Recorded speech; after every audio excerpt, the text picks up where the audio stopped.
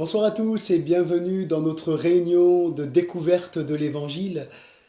Nous espérons que vous allez bien, que vos familles, vos proches, votre entourage se portent bien. Ce soir, nous allons ouvrir ensemble la Bible et voir au travers d'une situation, la situation d'un homme qui, au regard humain, était inchangeable. Il n'y avait pas de solution pour cet homme. Mais cet homme va faire une rencontre qui va tout simplement changer le cours de sa vie, changer son existence. À la suite de cette rencontre, cet homme ne sera plus jamais le même. Je vous invite ensemble à faire cette lecture dans l'évangile de Marc, au chapitre 5, et à partir du verset 1er. Ils arrivèrent de l'autre bord de la mer, dans le pays des Gadaréniens. Aussitôt que Jésus fut hors de la barque, il vint au-devant de lui un homme sortant des sépulcres et possédé d'un esprit impur.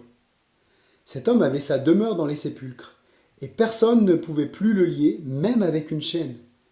Car souvent, il avait eu les fers aux pieds, et il avait été lié de chaînes, mais il avait rompu les chaînes et brisé les fers, et personne n'avait la force de le dompter. Il était sans cesse nuit et jour dans les sépulcres et sur les montagnes, criant et se meurtrissant avec des pierres.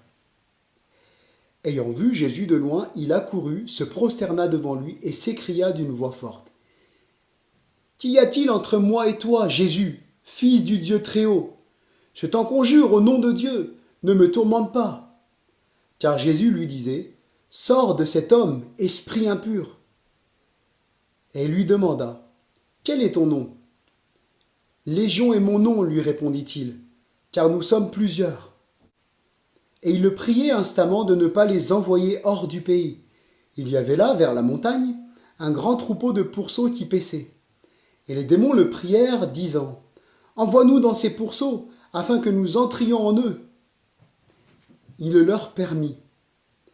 Et les esprits impurs sortirent, entrèrent dans les pourceaux, et le troupeau se précipita des pentes escarpées dans la mer. Il y en avait environ 2000, et ils se noyèrent dans la mer. Ceux qui les faisaient paître s'enfuirent et répandirent la nouvelle dans la ville et dans les campagnes. Les gens allèrent voir ce qui était arrivé. Ils vinrent auprès de Jésus, et ils virent le démoniaque, celui qui avait eu la légion, assis, vêtu et dans son bon sens. Et ils furent saisis de frayeur. Ceux qui avaient vu ce qui s'était passé leur racontèrent ce qui était arrivé au démoniaque et au pourceau. Alors ils se mirent à supplier Jésus de quitter leur territoire. Comme il montait dans la barque, celui qui avait été démoniaque lui demanda la permission de rester avec lui. Jésus ne lui permit pas, mais lui dit, « Va dans ta maison, vers les tiens, et raconte-leur tout ce que le Seigneur t'a fait, et comment il a eu pitié de toi. » Il s'en alla, et se mit à publier dans la Décapole tout ce que Jésus avait fait pour lui. Et tous furent dans l'étonnement. Le titre du message de ce soir, c'est « Le jour où tout change ». Le jour où tout change.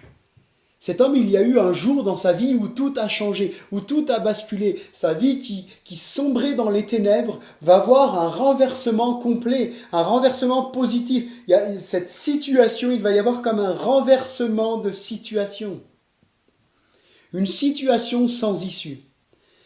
Cet homme se trouve dans une situation où, humainement parlant, il n'y a pas d'issue possible pour lui, comme nous le disions tout à l'heure. Cet homme se trouve dans une habitation morbide. Il est écrit que cet homme avait sa demeure dans les sépulcres, autrement dit dans les tombeaux, parmi les morts.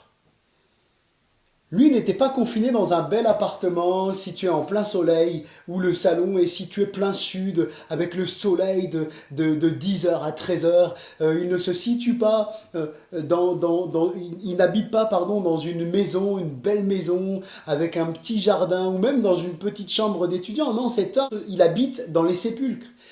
Son habitation, c'est des tombeaux. Son habitation, c'est là où il y a la mort.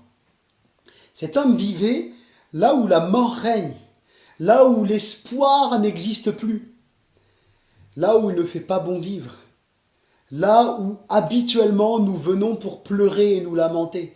Voilà où cet homme habitait. Alors peut-être certains se diraient, je ne suis pas comme cet homme, je n'habite pas dans les tombeaux, je n'habite pas parmi les morts, mais j'ai une situation, j'ai une petite maison, j'ai une famille, une situation correcte. Je ne suis pas concerné par la situation de cet homme. Eh bien, nous pouvons tout avoir, un appartement, une maison et même un palace, et pourtant vivre une situation similaire, une situation où il n'y a pas d'issue, une situation où nous sommes comme cet homme, où nous vivons en broyant du noir, où nous vivons constamment dans le deuil, dans les pleurs, avec des pensées de mort. Nous pouvons tout avoir et pourtant avoir un état d'esprit intérieur où la mort règne. Une situation ingérable. La situation de cet homme était devenue ingérable. Il criait, il se mutilait avec des pierres, il se faisait du mal en se mutilant avec des pierres. Il avait une force surhumaine à tel point que le texte dit que personne ne pouvait le maîtriser. Il est même dit que souvent il avait été lié de chaînes et qu'il avait les fers aux pieds, mais qu'il brisait les chaînes, qu'il brisait les fers qu'on lui mettait aux pieds. Voyez-vous la force considérable que cet homme devait avoir. Ce n'était pas une force humaine, mais c'était vraiment une force que on peut supposer que les démons lui prodiguaient pour briser ses chaînes. Il était possédé d'un esprit impur, et même la suite de ce texte nous montre qu'il était possédé de plusieurs esprits impurs, parce que l'esprit, quand il va s'adresser à Jésus, va dire « Je m'appelle Légion parce que nous sommes plusieurs ». La situation nous laisse à penser qu'il vivait dans la plus grande solitude. Cet homme devait très certainement vivre seul, seul dans les sépulcres, seul à être au milieu des tombeaux, sur les montagnes, à crier, à se mutiler, à se faire du mal. Parfois, nous aussi pouvons nous retrouver face à des situations humainement ingérables, des situations sans issue, des situations où nous sommes démunis et humainement parlant, on voudrait baisser les bras. Peut-être même quelqu'un qui écoute la vidéo se trouve dans une telle situation. Il t'est arrivé comme cet homme de te faire du mal, de te mutiler, de te scarifier, de te faire du mal à toi-même parce que tu ne t'aimes pas, tu n'aimes pas ton corps et tu broies tellement du noir que tu en es arrivé à te faire du mal. Eh bien, si quelqu'un qui regarde la vidéo se trouvait dans une telle situation, j'aimerais t'inviter, comme cet homme l'a fait, à venir, à t'approcher de Jésus et à laisser Jésus changer ta vie. Laisser Jésus changer ton cœur et tes pensées. Il est celui qui aujourd'hui est capable de transformer ta vie et de faire de ce jour un jour où tout change. Si cette situation était humainement inchangeable, sans issue, eh bien il y a eu un jour où tout a changé pour cet homme. Ce jour où il va rencontrer Jésus, ce jour où il va rencontrer Jésus, ce Jésus tout-puissant, ce Jésus plus puissant que tout.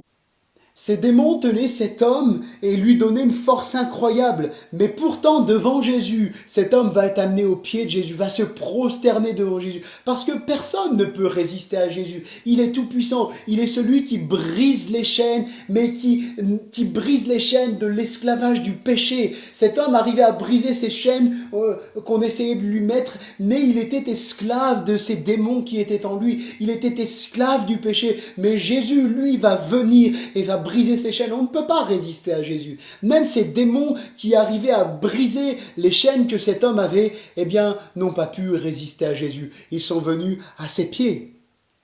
Cet homme voit Jésus de loin et il accourt pour se jeter aux pieds de Jésus. Certainement, en voyant Jésus de loin, il a réalisé que son seul espoir de voir ces démons sortir de lui, son seul espoir de voir sa vie changer, c'était de s'approcher de Jésus. Alors d'un bond, il va courir, il va accourir auprès de Jésus et va se jeter à ses pieds. C'est un homme complètement brisé qui va se jeter aux pieds de Jésus. Un homme complètement détruit. Un homme qui vit parmi les morts. Mais Jésus était plus puissant. Jésus est plus puissant que la mort. Et Jésus allait véritablement délivrer cet homme. J'aimerais m'adresser à quelqu'un qui nous regarde ce soir. Jésus est tout puissant. Jésus est plus puissant que les liens qui peuvent te tenir. Et il est capable de te libérer ce soir. Il est capable de te libérer de tous les liens qui peuvent te tenir. Peut-être c'est une addiction qui te tient. Peut-être des pensées morbides, des pensées de suicide. Peut-être tu n'arrêtes pas de penser à la mort. Eh bien, j'aimerais te dire que Jésus est capable de te libérer ce soir. Comme il a libéré cet homme, Jésus est tout puissant. Quand Jésus est confronté à une situation inchangeable, la situation change. Personne ne pouvait arriver à bout de cet homme, personne ne pouvait le lier, mais Jésus, lui, va y arriver. Et il ne va pas y arriver en mettant des chaînes à cet homme, en essayant de le lier pour le canaliser. Non, Jésus va y arriver par sa simple puissance, en disant simplement un mot, en ordonnant à ces démons de sortir, et ces démons sortent. Ce que personne ne pouvait faire, ce que personne n'arrivait à faire dans la vie de cet homme, eh bien Jésus l'a fait. Peut-être que quelqu'un a essayé de s'en sortir par lui-même. Peut-être que quelqu'un a essayé de chercher peut-être par des moyens humains de se sortir de sa situation, mais il n'y a pas réussi. Peut-être as-tu cherché parmi les religions. Peut-être as-tu cherché dans la religion musulmane, dans la religion juive, dans la religion bouddhiste, parmi les hindouistes, dans la religion catholique, même dans la religion évangélique, mais tu n'as pas trouvé de solution à ton problème, à ta situation. Eh bien, j'aimerais t'inviter à faire comme cet homme, à venir au pied de Jésus. Il est le seul qui puisse véritablement te libérer, te rendre libre. Jésus est confronté à une situation inchangeable et il change la situation. Ce que tous ont essayé de faire et n'y sont pas parvenus, Jésus va le faire. Alors criez à Jésus, crions à Jésus. La Bible dit quand un malheureux crie, l'Éternel, Dieu l'entend et il le délivre de toutes ses détresses. Et peut-être ce message concerne quelqu'un ce soir, qui peut-être se trouve dans une situation inchangeable, une situation que personne ne peut changer, où peut-être la médecine a prononcé un pronostic inchangeable, un pronostic de mort. Eh bien, j'aimerais vous dire que même les pronostics médicaux qui sont peut-être vrais, peut-être qu'au regard humain, il n'y a pas d'issue à la situation dans laquelle vous vous trouvez, j'aimerais vous dire que Jésus est capable de changer cette situation. À lui, tout est possible. Jésus même va le dire dans sa parole, il va dire « Tout est possible à Dieu ». Ce qui est impossible aux hommes est possible à Dieu. Alors, faites confiance à Jésus. Faisons confiance à celui qui change les temps et les circonstances. Une rencontre avec Jésus, véritablement, ça change la vie. Pour cet homme, ce jour restera gravé dans sa mémoire. Il ne pourra jamais oublier ce jour. Alors que la Bible ne nous dit pas depuis combien de temps il se trouvait dans cette situation, mais peut-être ça faisait des mois, peut-être des années, mais alors que cet homme va s'approcher de Jésus, peut-être les mois et les années, les jours où il traînait ses démons avec lui, eh bien en un instant, les choses vont changer. Une rencontre avec Jésus, ça change la vie. Il a fait une rencontre avec le Sauveur du monde, avec Dieu incarné dans le corps d'un homme. Il va faire une rencontre divine qui va changer véritablement toute son existence. Ces démons qui le tenaient lié vont devoir partir, parce que Jésus va leur ordonner de partir. Cet homme que personne n'arrivait à maîtriser va se retrouver assis et dans son bon sens. Dans le calme, dans la paix. Lui qui criait, qui se mutilait, qui se faisait du mal, eh bien va se retrouver dans le calme, dans son bon sens, assis. La vie de cet homme va changer à tel point qu'il va prendre une décision, la décision de suivre Jésus. J'aimerais inviter encore ce soir quelqu'un qui peut-être se pose des questions sur Jésus, qui peut-être Dieu t'a déjà parlé à plusieurs reprises et puis tu hésites encore. Tu hésites à t'engager avec Jésus. Tu as fait des expériences, Dieu est venu à plusieurs reprises parler à ton cœur, mais tu hésites encore. J'aimerais t'inviter à prendre une décision, comme cet homme l'a fait, à te décider pour Jésus. Cette décision, plusieurs l'ont fait. Nombreux chrétiens, même qui suivent cette vidéo, ont pris cette décision de suivre Jésus.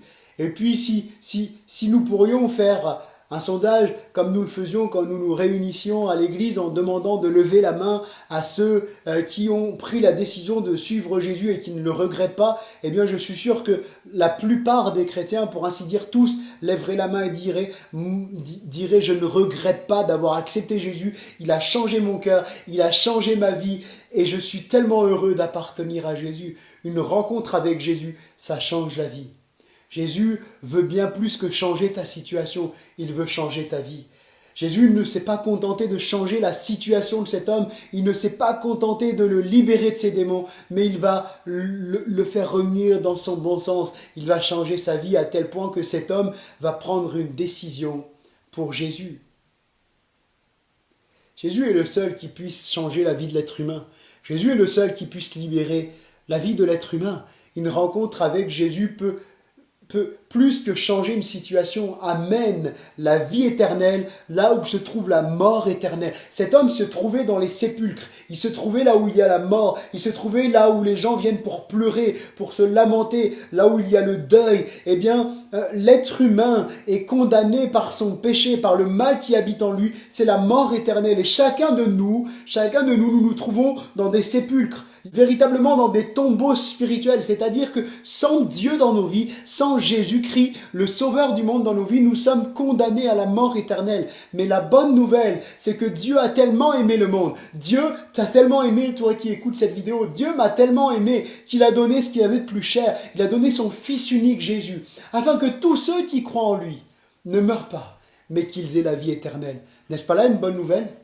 Bien que la Bible dise que Dieu condamne le péché, c'est-à-dire que le mal est condamné, la Bible dit que Dieu ne peut accepter quelqu'un d'impur dans son ciel, dans le paradis, donc personne ne peut aller au ciel, mais Dieu pourvoit au moyen d'être sauvé et d'aller au paradis, et ce moyen c'est Jésus. Jésus va dire, je suis le chemin, la vérité et la vie. Personne ne va au ciel, personne ne vient au Père que par moi. Le seul moyen d'être sauvé, c'est Jésus. Parce que Jésus, la Bible dit qu'il n'y a qu'un seul médiateur entre Dieu et les hommes, c'est Jésus-Christ fait homme. C'est Dieu qui est venu dans le corps d'un homme parler à sa créature. La Bible dit que Dieu était en Jésus, réconciliant les hommes avec lui-même. Et ce soir, Dieu désire faire une réconciliation avec quelqu'un. Dieu désire te réconcilier avec lui-même. Peut-être que tu traînes depuis des années quelque chose dans ta vie, tu ne t'es pas réconcilié avec un membre de ta famille et tu sais ce que c'est la non-réconciliation.